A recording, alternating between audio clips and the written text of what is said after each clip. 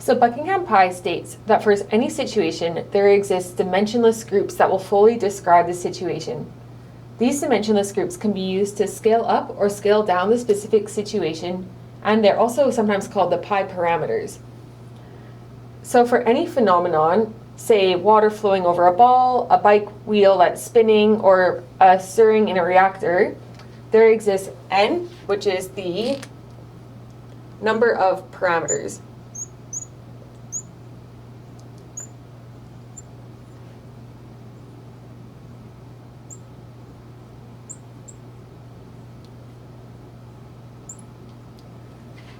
So the parameters are going to be things that are specific to the situation. So, for example, the velocity of that water that was flowing over the ball, maybe the density of the ball,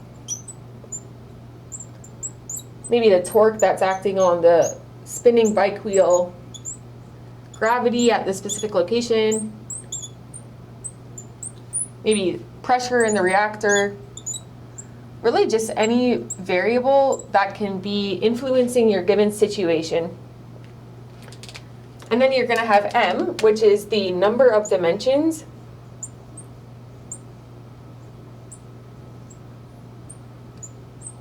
needed to fully describe these parameters.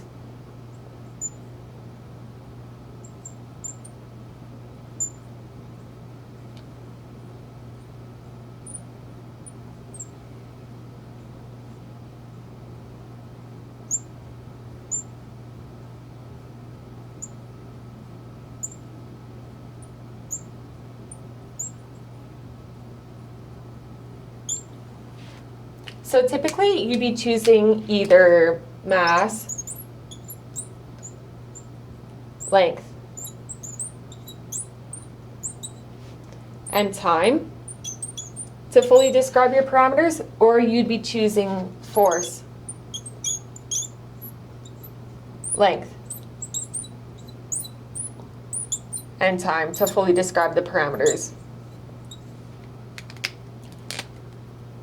So most of the time your m value ends up being 3. However, you need to be careful because you might not always be needing mass, length, and time to describe your parameters. It's very dependent on the parameters that you've chosen for this situation and which ones are applicable to the situation.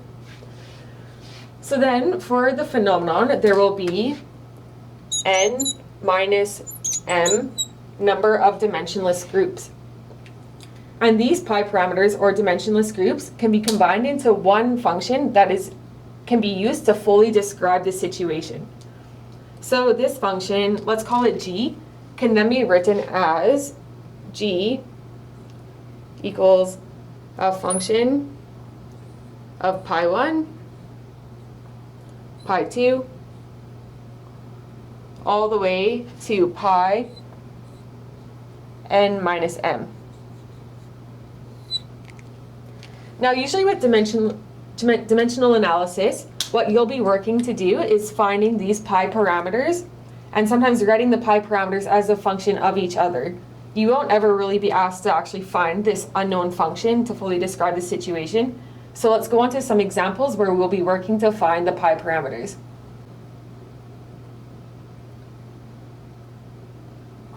In this question, we're told that an engine crankshaft is lubricated with engine oil and that the torque due to the engine fraction is to be investigated. It is thought that the shaft diameter, d, rotational speed, omega, lubricant viscosity, and the density are important parameters. Now, we're asked to find the pi parameters for this situation. So first, let's write down for our n variables, the parameters, the ones that are just given to us in the question. So you're told that torque, T, diameter, rotational speed, viscosity, and density are the important parameters. So that gives us an n equals 5. Now we're going to be choosing the dimensions that we want to use to define these parameters, and so we're going to choose mass, length, and time to describe our parameters. So with that, we get m equals 3. And just doing n minus n, we see that we're going to have 2 pi parameters.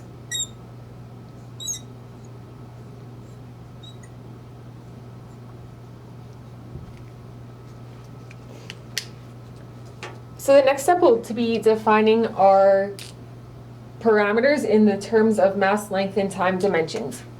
So torque can be written as mass times length squared over time squared. Diameter is simply length. Rotational speed is 1 over time.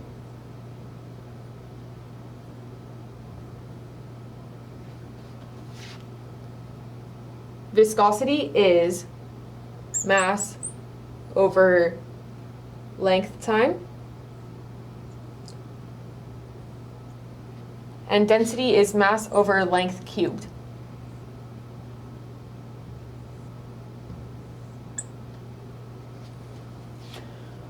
So now, if we look at these parameters, we see that torque and viscosity are both a combination of the 3 parameters, mass, length, and time. So these will be our 2 parameters, which can be written as a function of the remaining 3 parameters. So when we go to write our 2 pi groups, we're going to be including torque in one of them, and we'll be including viscosity in the other one. So let's go on to find our first pi parameter, which we'll be writing with torque. So pi 1 is going to be equal to torque with our first pi parameter, and then all 3 of the remaining parameters, so diameter, and we'll put that to the power of a, rotational speed, which will be to the power of b, and density to the power of c. So now what we do is we write in the units of these groups and then write them to the same powers. So torque, mass, length squared over time squared times length to the a, 1 over time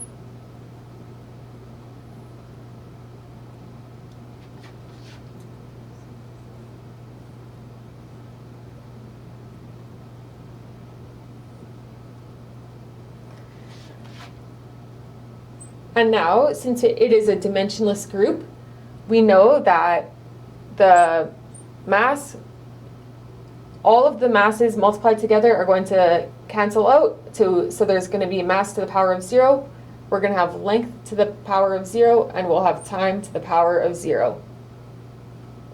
So that our final group is completely unitless. So the next step in doing dimensionless analysis and trying to find the pi groups will be solving for the a, b, and c exponents. So we know that this mass from the torque is going to be to the power of 1. So first of all, we know that a is going to be equal to all of the powers on mass will be equal to 0. So we can say that for mass, 0 is equal to the 1 power from torque, then plus c. And so from this we get that c equals -1. Then doing the same for length, we know that it has to equal to 0. We have a 2 power from torque, then we have plus 8 and minus 3c. And then going on to time, we know it has to equal to 0. So we have minus 2 from torque, minus b,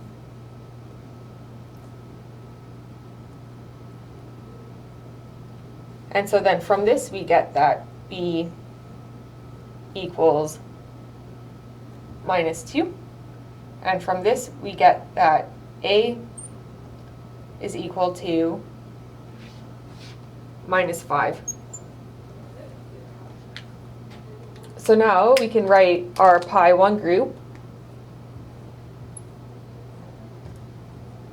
equals torque times diameter to the power of A, which is -5, times rotational speed to the power of B, where B is equal to -2, times density to the power of C, where C is -1.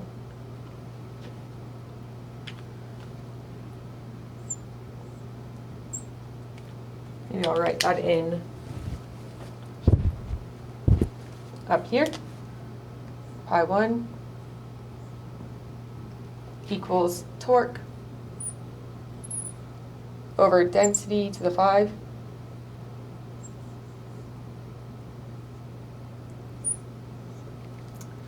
and now we'll go on to solve for the second pi parameter, and I'm just going to make some room here on the board. So pi 2 is now going to be written with viscosity in the term. So we'll start with viscosity, and that's just going to be to the power of 1. And then we'll do the same thing, diameter to the power of A, rotational speed to the power of B, and density to the power of C. And that is going to now be turned into our unit groups, mass over length time.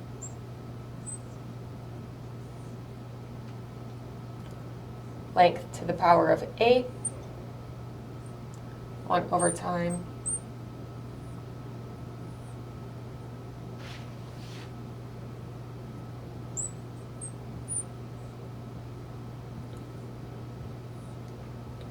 and again, all of the exponents need to cancel out for each of the dimensions. So mass to 0, length to 0, and time to 0. So again, we get that for mass, 0 needs to equal 1 from viscosity plus C. So again, we see that C is equal to -1.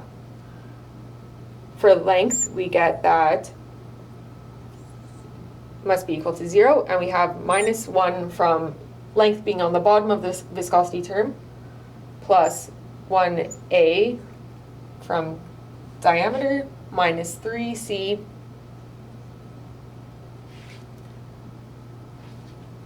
and that gives us A is equal to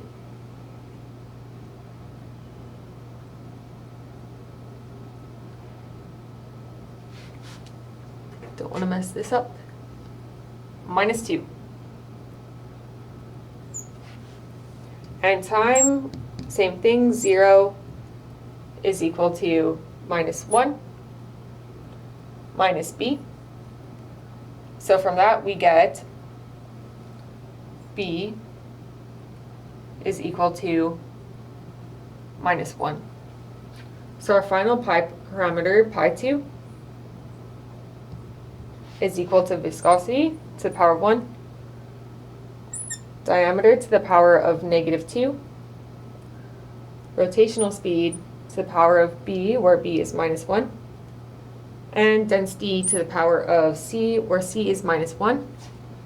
So then pi 2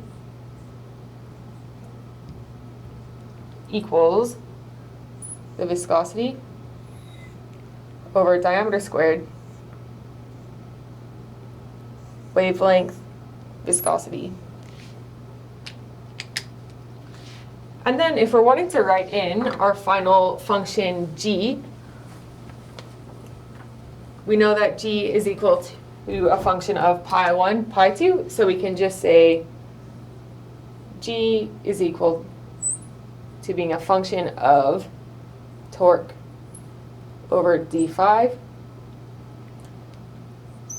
rotational speed squared, density, and our second pi parameter, viscosity.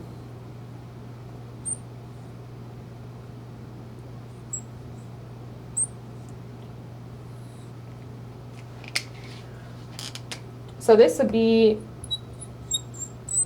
valid as our final answer of finding the pi groups for this specific situation.